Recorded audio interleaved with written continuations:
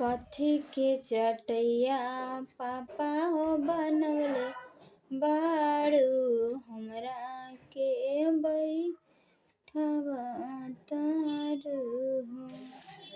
कुसा के चटैया बेटी के बनवले बानी तोहरा के बैठवा तानी गे।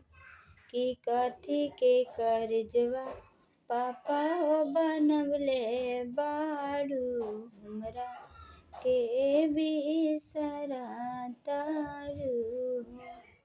कि कट्ठा के करजवा बेटी के बनवले बानी तोहरा के बिसरा तानी गे।